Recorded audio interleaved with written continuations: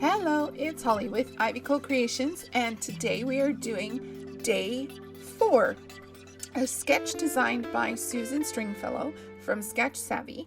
And I have created this 8.5 by 8.5 layout because this is an extra photo that is going to go in my personal scrapbook.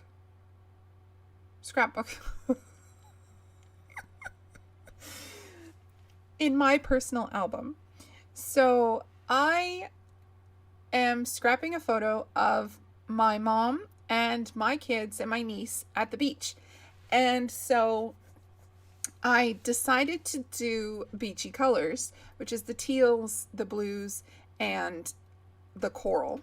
I just happen to have a lot of those colors in these branding strips and strips of paper. So anytime I have really long, usually 12 by 12 pieces of paper left over, I keep them and use them as branding strips for pieces of art like this.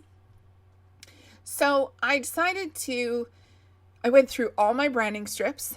I keep them in a jar, a mason jar, a tall mason jar on the side of my desk.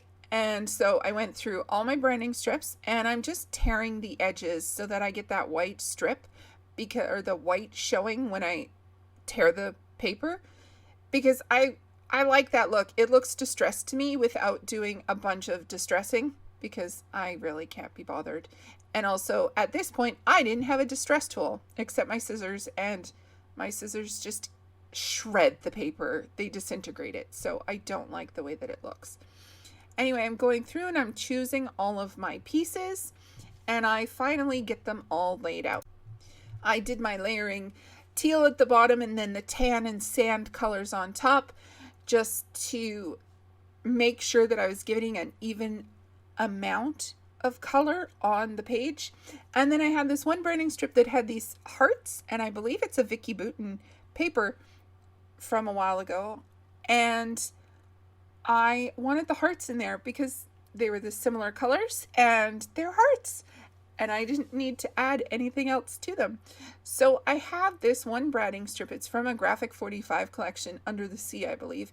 And it says, "I love you more than all the fish in the sea." And it just keeps saying that over and over again. I think it says it twice.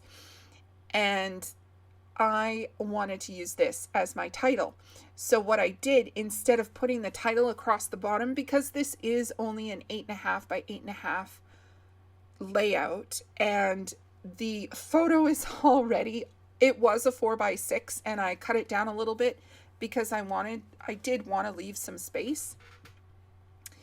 So I put my title in my strips, and I thought that worked perfectly. Now I had this piece of vellum that had some copper polka dots on it, and I had to play with where it was going to sit behind my photo, which is also on a doily, a square doily, and then another piece of watercolor paper. I had to play with it because there was a sticker for purchasing the vellum on the back of it, and I couldn't get the sticker off, so I had to hide it behind my photo. Anyway, I don't have a sewing machine currently, so I just did a back stitch by hand, and that was fun. That took about an hour, maybe less. So I just turned off the camera and watched a TV show while doing it. And ta-da, it's done. So I popped my photo up on foam, and I didn't really need to use all this foam to, pop it up, but I wanted to use up all the little pieces of foam because I was finding that I had all these little tiny strips. So that is what I did. I also popped up my title on foam as well, just so that it could go over top of the dimension of the embroidery thread. And I went through the Simple Stories Simply Vintage Coastal collection to find some ephemera.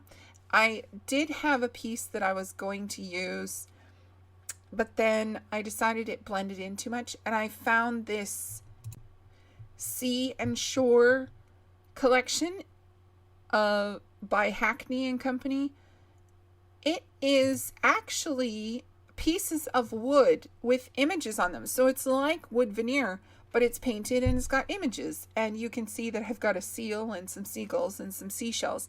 Well, there was this boy, or this image of these floating balls.